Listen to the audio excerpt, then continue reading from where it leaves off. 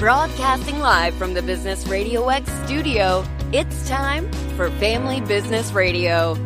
Showcasing outstanding family businesses and the advisors who assist them.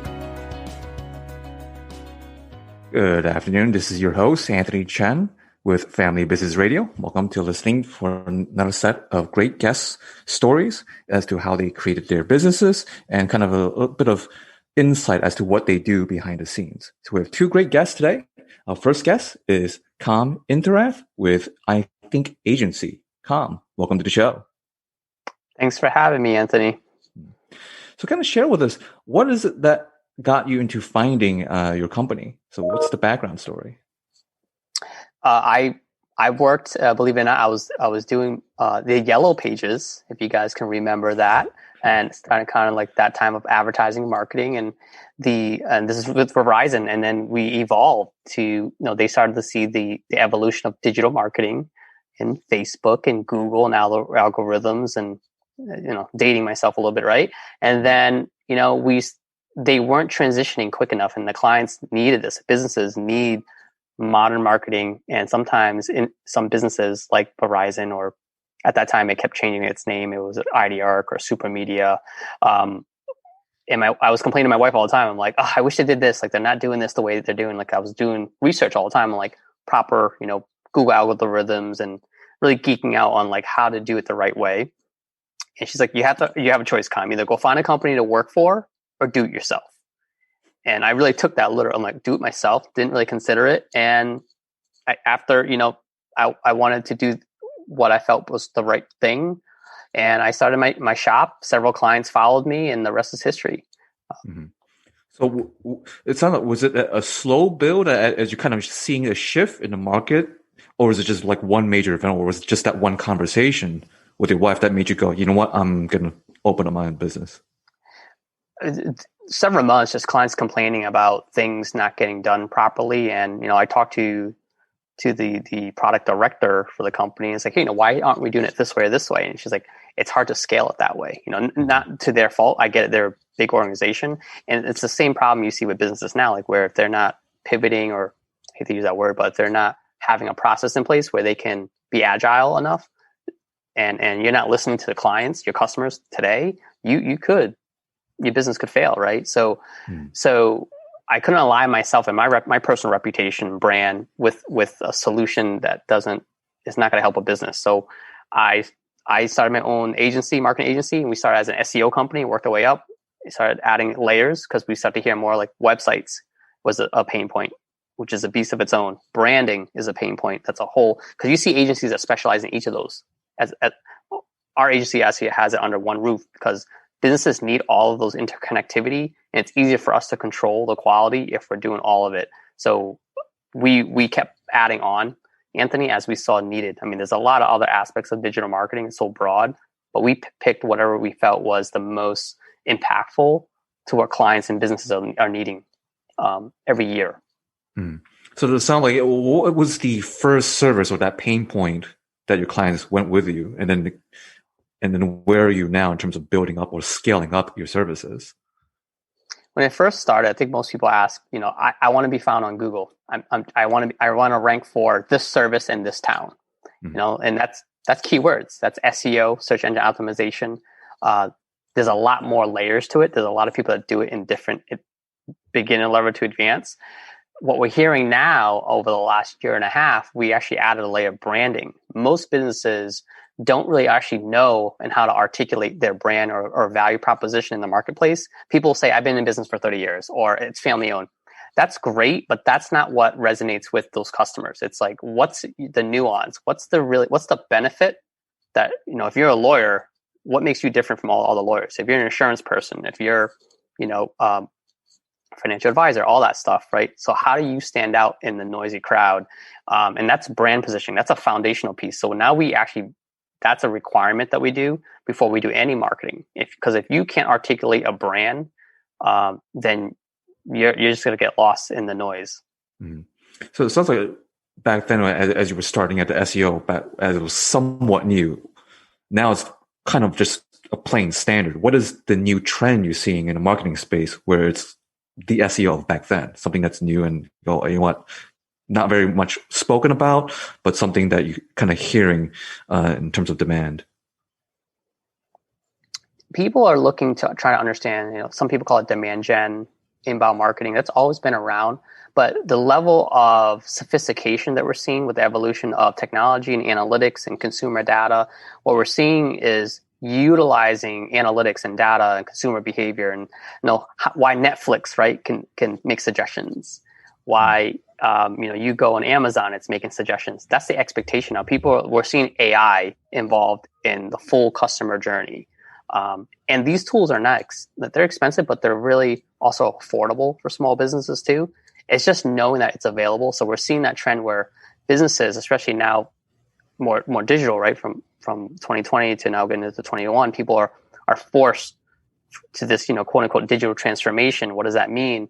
And embracing these tools, and then trying to find someone like an agency to help them leverage these tools properly, or a marketing department in-house, teaching them up to how to get to understand like how to use these tools. So we're seeing more of the sophistication of like AI marketing, and really understanding consumer behavior to put your message in front of people at the right time, or just making sure your message is very intentional and it's not a blanket approach, more personalized. Okay, when you bring that word for the non-tech savvy people, for business owners who are just focused and really good in their business, what you're saying, if I'm understanding you correctly, is these big tech AI or what have you, where they understand the customer or the client's journey, as you would say, that's now available to small businesses. So you don't have to be one of these big techs where you have some huge R&D budget. Correct. Like a lot of these, a lot of people, for example, email marketing, a lot of people use like MailChimp or Constant Contact. MailChimp has evolved their platform to provide marketing automation. So we're seeing these mainstream solution technologies evolve to provide these types of access to small businesses. And it's our responsibility to make sure we educate our clients on that, and also let them know like this is available to you. And that's what drives me. Our purpose, we always say, it's empower businesses to serve people. If that's serving their own team members or whoever they're serving as a solution. But yes, it's all the stuff is very accessible. But the challenge for a lot of people is like, where do I find it, right? And hopefully you can find the right partner to educate you on that. But of course, you can always Google it. I say that all the time. You can Google it. So kind of with 2020 past us, how should businesses regroup now in the new year in 2021? Yeah, and that's a great question. That's a common theme that we've seen, right? People are transitioning and trying to figure out what is my business doing in 2020, right? Surviving it now. Okay, hopefully they've stabilized it. For those that are still trying to figure out how to stabilize, what are they doing for 2021? You really got to reevaluate your business plan. It sounds easy, but a lot of people don't go. It's kind of like spring cleaning. Your business plan touches upon everything, right? It's your operations, it's your technology, it's your people, it's your systems, it's your strategies, sales, marketing, brand strategy. It's all your assets, sales collateral, your websites, everything. So you got to look at everything. You got to audit everything you got. You then really have to now speak to your clients and not just have your leadership team say, this is what I think we're doing as a business. Talk to your clients. Like, this is what we provide as a service. Is this still relevant to you? Like, is this what you need? And how do you want us to serve you? What is it that you need? So you got to meet clients where they're at. If you're B2B, B2C, whatever it is, you got to meet them where they're at. Once you understand that, because the consumer behavior in the landscape, of course, we're all virtual, how they buy and how they consume, how they interact has changed. So you got to evolve your business to where your customer's at. Once you understand that, then you update your business plan. And your strategy should then support that. So kind of going with the trend that you mentioned, everyone going virtual now. So how can a business right now manage both a remote team and also provide remote access for the client? Managing a remote team it's going to be a big learning curve for businesses, but it's like anything else. There's tons of resources out there that's free. So we use Slack. Some people use Microsoft Teams, right? So it's like a community internally. You can also invite external people. Like we invite our clients into our Slack community. It's like instant message. So you can create channels. So a great way to kind of have a pulse and still kind of feel like when you bump into your employees at the cubicle at their office, you might pop in. That's what Slack is like. You go into a channel and you say, hey, I have a quick question about this proposal that we sent out.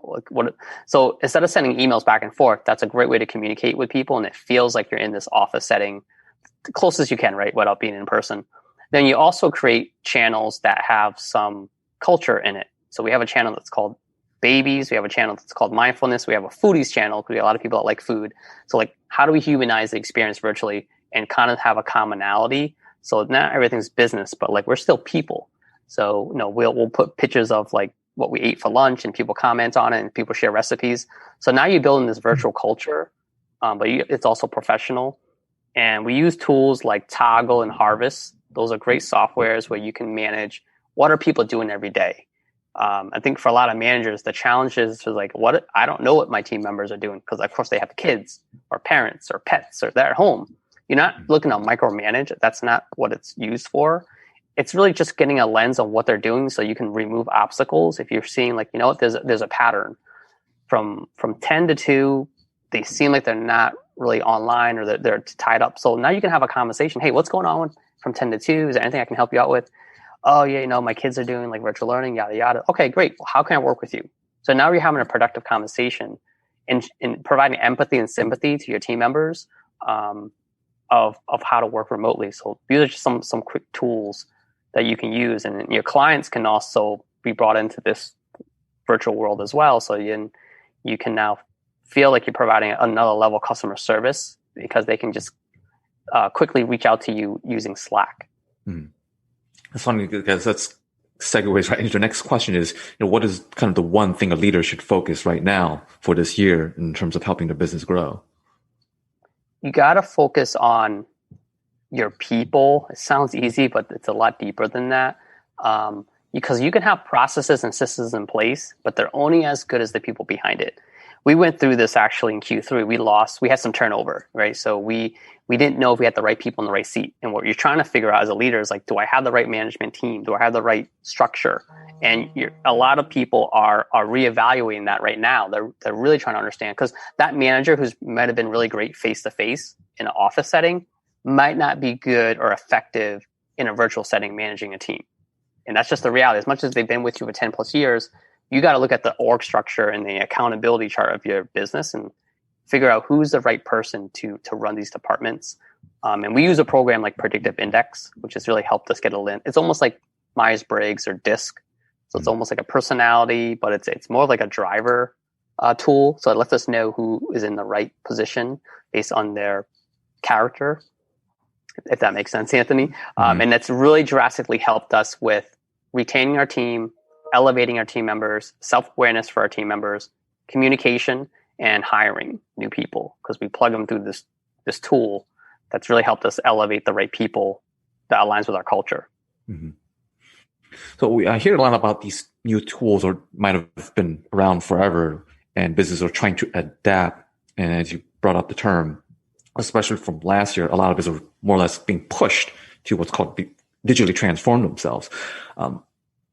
What are the key tips or bullet points that you would give for a business to really properly embrace it? Like, where does they even start for someone who, let's say, just only has a website and now they're being pushed into this new world? Okay, well, where do I start? What question do they even ask? Kind of goes back to like the business plan a little bit again. It's like, okay, here's my world now, right? How am I selling? How am I educating? How am I engaging with customers? But how am I engaging right now with my team members? Once you have a good lens of the field of what that looks like, then you work backwards. Okay, what do I need to do to communicate easier and more effectively with my team? Maybe project management software if you don't have that, because Excel sheets might not cut it, right? So you might have collaboration rooms, which is Slack. With clients, okay, I can't be on site all the time to see them. How can I communicate with them? So of course you're using Zoom or Teams, but how can I take that customer experience a little bit further? What else do they need from me? How can I support my client? So really just assessing what does the interaction back and forth is needed to run your business, to make sure like your people are happy, your clients are happy. And then by understanding what you need first, then you can go and you can even Google that. Like, how do I communicate with my team better virtually? And you're going to see all these software recommendations. So that's how you start to embrace and really teach yourself. If budget is a constraint, Google could be a good resource, right? I hate saying that all the time, but of course you can pay a consultant to come in and do an assessment and say, here's our recommendation. That's a shortcut. But everyone has a different scenario where they are from a cash flow standpoint. So you can be resourceful. That takes a bit longer, but the answers are out there. You just got to dig. Or you can work with consulting firms who specialize in technology stack or digital transformation. So kind of wrapping up with your origin story of being motivated to service your clients better and kind of getting that conversational kick to start your own business. Now we fast forward to 2021. What is it, your new reason, or is it the same reason in terms of why you do what you do? It was a lot more clearer than before. When the pandemic hit, we have a duty as a marketing agency, we call ourselves a growth agency. We're a hybrid marketing business consultancy agency because we have to really understand a business. So we do give a lot of advisement on that side of it, like understanding the business. Because you got to understand the business first before you actually can give a good recommendation and a plan for a marketing strategy. Our purpose is the same. It's empower businesses to serve. Because I get up every morning, my team gets up every morning because we know we're helping people in whatever capacity. Because we help that business thrive and survive. They're making money. They're paying their leadership team. They're paying their employees. That person goes home. They have a family. That person then spends money in the community. It's a ripple effect. So that's what drives us, is like we're helping people in our way, and we have a duty to give marketing advice, to give technology advice, to give business strategy advice, so that these businesses and these small businesses are surviving. And we did webinars. We have resources on our website for free. No strings attached. Is like we have a duty to help out, and this because it's our purpose. Great. Well, thank you for sharing your story. How best can the audience come with you on this journey and learn more? What's the best contact information? Our website, we're inThink Agency. So our website's the word in and the word think. So inthinkagency.com. Connect with me on LinkedIn. It's Kham Inthirath on LinkedIn. But if you go to our website, you'll find my information. And we're on all the different social media channels. And then we're happy to help however you can. Great. Well, thank you for sharing. Thank you. All right. Our next guest, we have Mark Gottlieb with Office Evolution in Roswell. Welcome to the show, Mark. Thank you very much. All right, Mark. So share with us a little story of how you got involved in opening up Office Evolution.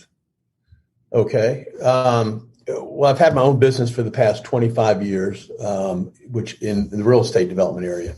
I've been a retail development person doing shopping centers and single tenant development.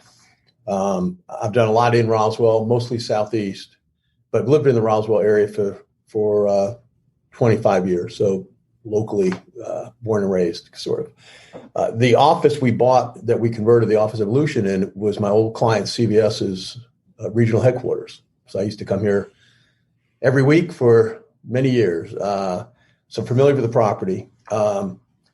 And my wife and I decided we want to go into business together. So I still have my separate company doing the development. She was in the technology sales area. And so we looked around at different businesses and really felt like CoWorking is a trend that was growing before the pandemic, but now I think was going to accelerate its growth after everything that's happened the past year. So we looked at different concepts, really liked the Office Evolution concept, and just very fortunately, CVS moved their headquarters, regional headquarters, from this building into that in the building. We purchased the building in July, spent 3 months renovating it, and we just opened in November. So it was a little scary going into new business in the middle of the COVID situation, but optimistic that things are going to be positive. It won't be immediately changeover. 2021 is not going to just flip the page and everything's great. But I think people are adapting and realizing they have to move forward and are being more optimistic as the year starts. So what got you both into deciding going into this particular co-working industry and why Office Solutions? Because I imagine you probably look at many other channels. We did. What we liked about Office Evolution is there's about 75 offices that are open now throughout the United States, but each one is single proprietarily owned. You might have 2 or 3 locations, but everyone's local ownership, which I think is very, very nice and very important. But we have a central corporate office in Colorado that provides marketing background, technology background, things that I wouldn't personally be knowledgeable on. It would take a lot of time to reinvent the wheel. So we're able to use our networking skills, our marketing skills, my real estate knowledge, and do what we do, and then use their knowledge on how to operate a co-working space and their history of being in business for 15 years to kind of, I think, be more productive as we move forward. Now you touched a little bit about with 2020 the way what it turned out to be, and some companies are kind of shifting their, I guess, perspective at office spaces. What would you say are the advantages for small companies that are looking to utilize co-working spaces?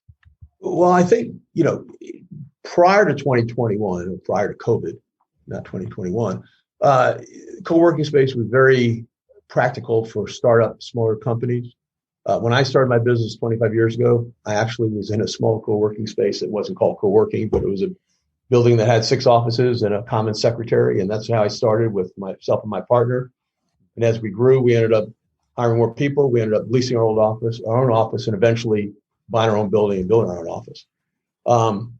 So that's been a normal pattern, I think, prior to COVID is small. It could be smaller companies as they're growing, or you may be a sole practitioner, attorney, or accountant, and you want to have some kind of professional presence. You want to have a conference room to use. You don't want to have to worry about setting up internet and dealing with technology and so forth, and take those worries about, but have a professional business address and professional presence that your clients will come visit. So I think that's been the more standard historical perspective on co-working. But now with everyone working from their home, for even the large companies,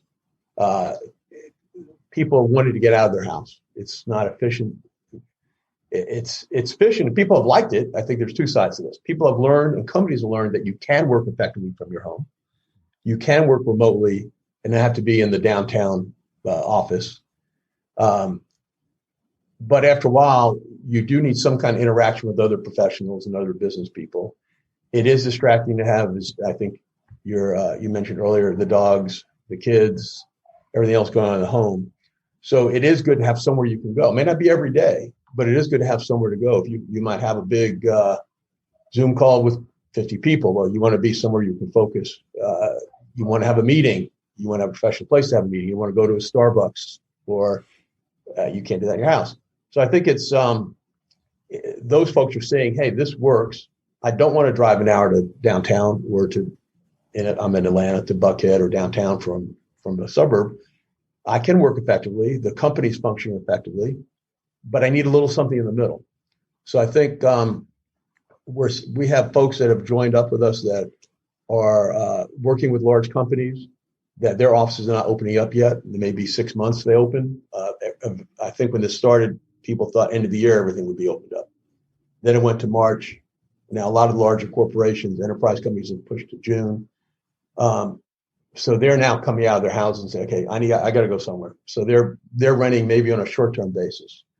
Then there are other companies we've seen that have downsized during COVID, or realized they can work remotely, and saying, well, I don't need a 10,000 foot office anymore. I can do with 3 offices. And if I can have somewhere where my company team can meet once a week and be together, then that works. And so we've had several companies that have downsized, that have several offices here, that have done that route. So I think it's a variety of customers that we're seeing, and clients that we're seeing, and members. And I think larger companies are going to go more to a spoken wheel concept. They don't need to.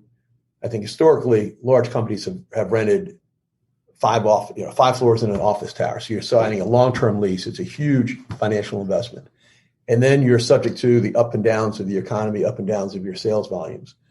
Now they can have less space on a long-term basis. They can utilize co-working space that's much more flexible, much more cost-effective, much more convenient for their employees, and not have that liability over their heads, and be able to move as things are adjusting in this environment, especially now when things are a little more unknown.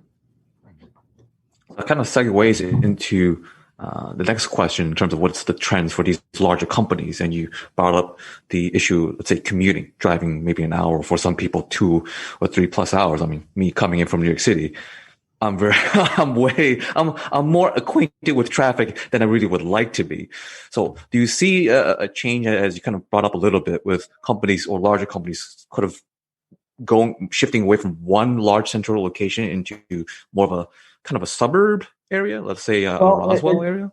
Yes, and I think that's what I was kind of alluding to is, and I called it a spoke and hub, is they'll have a spoke of corporate headquarters that may be downtown Manhattan.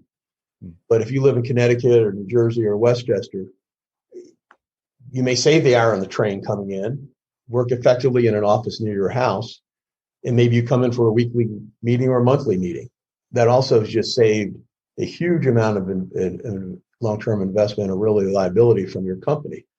The other thing that's happening on the older style offices is the trend was going to more open offices. Very nice, beautiful, open. Everyone's opening into open space. It's more relaxed. You can communicate in open areas.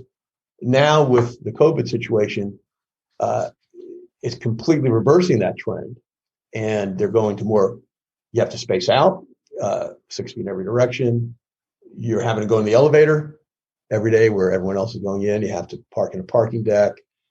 So or commute on a train or commute on a subway or a bus. Now, if you're working locally near your home, you're driving by yourself. In our case, we have a single-story building. You're walking in the front door. There's no elevator. There's parking right outside the door. You're walking into your office. You're closing the door. You're theoretically secure. You have a conference rooms. You can space out a little bit in the conference rooms. In our co-working areas, we've also reduced the capacity and have people working a little further distance apart. But a lot of the companies that did recently renovate offices have been going to much more of an open floor plan, which is completely contra to the COVID regulations. Mm-hmm. So that'll play out over the next several years. The other trend that's happening, I think, is, and again, I'm more retail expert, but I've been dealing with office now, is there's a lot of sublets available because if people are downsizing, there's subspace available. That may be at good rates because people are trying to do whatever they can to reduce their liability. But on a sublease, if you're a tenant coming under a sublease, you're dealing with the sublessor, not the landlord. You don't have the build out you want. You might not have you have no control over the term. You may want to stay, you can't. It's no flexibility. You might have the technology that you need present. So that's not necessarily a good long-term answer either. So I think there's going to be a lot of changes occurring in the next couple of years. Mm-hmm. And I see the companies have been kind of sitting by waiting to get through last year. Yeah. And I think some things will be opening up in the first quarter to second quarter of 2021. Mm-hmm. As people want to get out of their house and the companies want to get back to work at some basis. Mm-hmm. So as you mentioned, you were looking into going into this line of business. What makes Office Evolution different from all other co-working companies? It's different in that we are suburban based, which is one thing that now is, I think, the trend is working that direction. Mm-hmm. The original ones, the owner has 15 in the Colorado area, Denver. They're all in suburbs. That's been his background. The other thing it's more small office intensity versus open areas.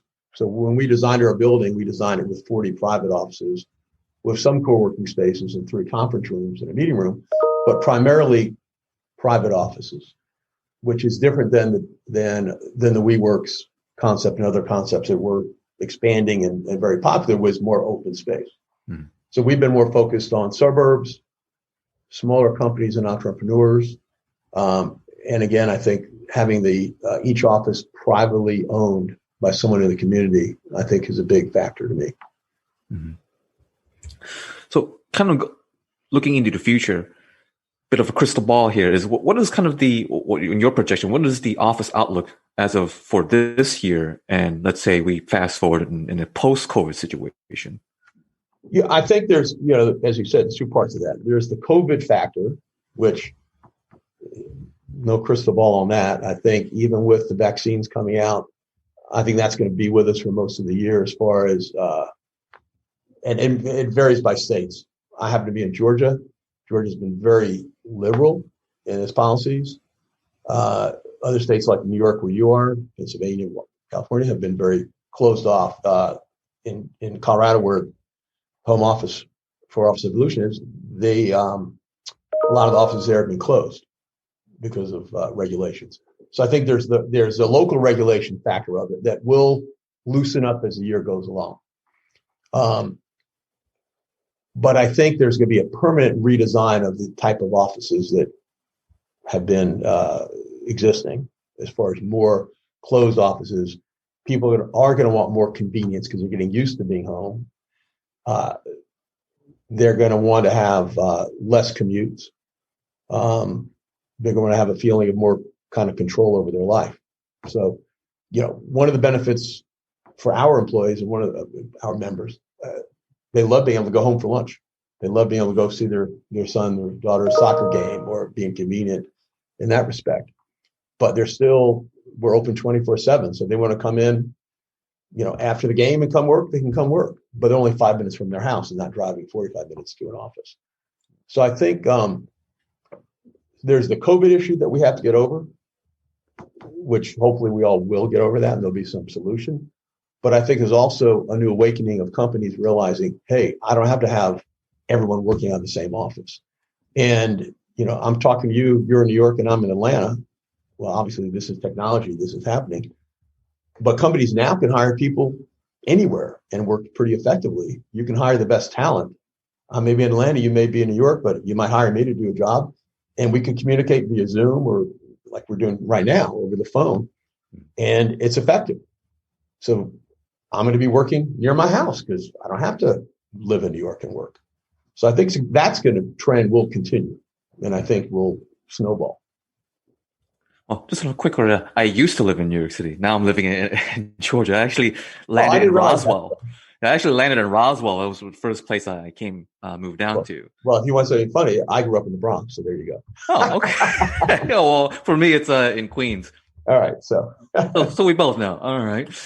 Well, then looking into, as you mentioned, kind of looking into the future and the change in the perspective, where instead of having major offices where everybody kind of congregates in one metro area and moving into the suburbs, do you see there will be more of an acceptance, not just from the big companies, but let's say, for example, the attorney offices and more kind of a white collar? My real estate attorney I've worked with for a long time. They're probably a 50-person firm. Mm-hmm. And they were very hesitant to let people work remotely before COVID. People want to work out of their home at times. No, you need to be in the office. You have to be in the office. It's what we do. You need to be here. Well, they discovered over the last 9 months that everyone worked fairly effectively. Things got done. People were pretty happy working out of their home. They were able to communicate and close deals. It didn't affect their effectiveness at all. The clients didn't mind because usually with a lawyer, you're not meeting face to face anyway. If they need to meet face to face, they can have a meeting. So I think even with those firms, I know from several of them when they did open the office up and when people go back, they were upset. Why do we need to go back to the office? We're working fine. I'd like to do this more on a permanent basis. So I think companies will long-term downsize and still have a main office, still have conference rooms to meet in. And whether it's people coming in different days of the week and flex time and say, hey, you need to come in 2 days a week regardless because we want to see you 2 days a week. But I think people are going to work remotely on a permanent, on an ongoing permanent basis. I think it's going to be accepted standard of work, even if you might have to come together at certain points, whether it's for meetings or required to come in a couple of days a week. But I think that trend's going to continue. So do you think this particular trend or demand is more on the business side, looking to cut costs and their employees, or also perhaps maybe a demand on the client side? Because instead of, I'm just thinking in terms of client, instead of driving into the city, now let's say, for example, the real estate attorney doing a closing, could that be a factor? I think that's a factor as well. I think it's a factor on both sides. I think it's it may be a quicker factor on the side of convenience than a side of cost, because people are locked into leases right now. You can't immediately unroll leases. I think as things go forward and leases are coming up, they will definitely reanalyze their situation and make changes. But even on a short term where they're locked into leases, I think they're going to look and give that convenience where, and I say accountant, attorneys, any of those folks that need to meet with people face-to-face, investment people. Why have them drive downtown to your office? If you can meet close to your home, and they have clients all over the place, it is more convenient to meet close to the client for both you and the client. So I think it's going to hit it from both sides. So how best can someone reach out to you and learn more about your open office space and looking to explore what options they have available with you? You can go, you're welcome to email me at Mark.Gottlieb. It's Gottlib at officeevolution.com, or go to our website, officeevolution.com/location, Roswell. Great. Thank you for coming on the show, Mark. Thanks so much. Appreciate it. Well, that's our two wonderful guests. So kind of going with the underlying theme here is being able to deliver for the communities and really for everyone to transition going into this virtual space and reaching out to employees and helping them build up a foundational team and culture. So kind of I want to bring back both Mark and Kham and kind of get their insights as to what kind of their experiences are going into this COVID world, and then what their expectations are going to a post-COVID world. So opening up the question would be, what is something that business owners should take into account planning ahead so they're one step ahead instead of just kind of reacting? Oh, go ahead, Mark. Well, you go ahead. I was thinking of several sure. things. I mentioned before about business planning. I think so. We had our strategic plan for this year coming up for 2021, and 3 years out and 10 years out, and you got to have something, right? You have to have a plan. Of course, no one can plan a pandemic, but you make a plan with the information you have. So we have a plan going into this year, and then what are our goals? Like, what does success look like for you? By establishing that, and hopefully it's measurable, metrics that you can do that for. So if it's making sure your employees are productive, like what are those measurements? If it's making sure your clients are happy, like what are those success metrics? So understanding what that plan and that goal is for the year, it sounds easy, but it's not easily done, because sometimes people have to peel the onion to get to the real core. It's not just about growing revenue. There's more to that to get there. But for businesses to get ahead, like they have to, some people don't like doing the grunt work, is like taking the time to really put the foundational work to go back. No different than if you're an athlete, you might have done something, but something happened, right? So you got to reevaluate, what does my workout and diet routine look like now, so I can be effective and to be the best athlete this year in 2021. You got to treat your business the same way. Yeah, I think that's very true. I think it's difficult for businesses to do that with so much uncertainty right now. So I think people are having difficulty. How do you, like you said, you can't plan for a pandemic, and you can't plan for this to continue as long as it's continued. I think a lot of us in March thought we'd be out of it by September. So planning is as good as the information you're using to plan. So I think people need to be flexible. They need to be willing to be nimble and keep moving as things adjust right now. I will say I appreciated your conversation on your marketing, because I've historically been, as a developer, my marketing was all really reputation. I had a lot of the same clients for years. And now that we're starting our business, everything is on Facebook, LinkedIn, Google, and planning that and our website and determining that was a whole new learning experience for me. So I really enjoyed your conversation earlier. resonated quite a bit. It's all interconnected. It's not one solution. And even in the business plan, you have to say, look, guys, this whole plan could completely be worthless, but we got to do something. We have to have something. Right.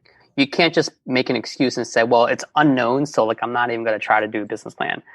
Because especially if you're a leader and you have people looking up to you, right? You're the one that they're looking for stability. You have to exude that and not talk the talk, but walk the walk. And it's okay. It's okay to be vulnerable. I think as leaders, you got to be vulnerable too. And I was very open and honest with my team come to the pandemic. I go, look, we have two paths here. You know, for us, digital transformation or marketing online, like I tell my team, this is our Super Bowl. This is what we're built to do. But for whatever reason, businesses, if they're holding on to cash flow, which I don't blame them for, right? Because of this uncertainty, we might not get more sales, right? So what happens on the alternative side is if we don't get work, what does that happen? We got to downsize the team, hours. And we had this open conversation. I was very surprised, but really pleasantly surprised. Like everyone's offered to cut their hours, versus just having an internal leadership meeting. By being vulnerable, I opened it up to the company. Everyone said, they raised their hand. I'll cut hours. I'll do extra work, whatever it is to keep the company afloat. So we had a contingency plan. We didn't have to tap into it, thank goodness. But because we're transparent and we had that conversation and we were vulnerable, you never know what's going to happen. I think it's very important that as a leader, you are honest and realistic. But I think it's important, as you said, also to be optimistic. Hopefully you can be that way, because a lot of people right now are just so feeling beat up and tired. And to be productive, you need to keep their productivity up, and people's morale's up is very important, I think, right now. So, and in feeling part of a team is one of the challenges when you're working remotely. Like you said, you can't go next door and slap someone on the back and say, hey, let's grab lunch necessarily. But you got to have people feeling motivated and feeling good about what they're doing and feeling they're still part of the team that's working towards this common goal. And it is challenging now. So for our listeners that's getting this message, and it's kind of the theme is at least start with a plan, better than no plan, kind of going through the wilderness blindfolded. But for those who are just kind of intimidated, well, where do I even start? What will be kind of your advice to either one central point or maybe 3 points just to kind of get the ball rolling so they're not just shying away from this and just being completely intimidated? I say start with the clients that are already still purchasing through you, so that you can really get why are they still doing business with you? Because if you're kind of like in that gray area, or you're kind of like, I don't know what to do next. Well, you kind of do know. Like, go to the clients that are still paying you and ask why. Now you know the why, amplify it. And then ask the clients why they didn't. They might not be ready to buy now. They still, your solution might still be relevant. There might be other things that are uncovering why they didn't buy. Maybe it's they need more information, or they need 2 more months to save money because it could be cash flow. By knowing the whys and the reasons why they're not buying, you might create some type of new financial program. You might create something different to bridge that gap to have them to become a customer sooner. So again, you got to talk to your customers and find out what's going on there. Number one. I think that makes a lot of sense. Communication's always, you can't learn anything if you don't listen to somebody and understand why they're doing what they're doing. And I think your comment about keeping your clients and your customers close to you and let them know you're thinking about them, even if they're not today able to give you business, let them know they're important to you and that eventually you hope things turn around. You do want to continue to be working with them and keep your relationship going somehow. I think that's important. Well, thank you, Kham and Mark, for your insight and great advice for our listeners. And for those who are looking more towards help under marketing or maybe under share co-office spaces. So kind of share with us your contact information again. We'll start with Kham. Yep. So my email is Kham, Kham, at inthinkagency.com. Our website's inthinkagency.com. And you can also reach us out our phone number, 508-713-0131. Right. Again, it's Mark with a K, Gottlieb, Gottlieb, B as in boy, at Office Evolution. Website is officeevolution.com/location/Roswell. And phone number is 678-697-7696. Okay. Well, thank you. And to kind of wrap it up, this show is sponsored and brought to you by yours truly, Anthony Chen, with Lighthouse Financial Network, securities and advisory services offered through Royal Alliance Associates, Inc., RAA, member FINRA SIPC. RAA is separately owned, and other entities and or marketing names, products, or services referenced here are independent of RAA. Our main office address is at 575 Broad Hollow Road in Melville, New York, 11747. You can best reach me at 631-465-9090. Extension is 5075, or through my email, which is just my full name, Anthony Chen. Last name is spelled CHEN at lfnllc.com. Thank you for listening to the show. Until next time, this is Family Business Radio.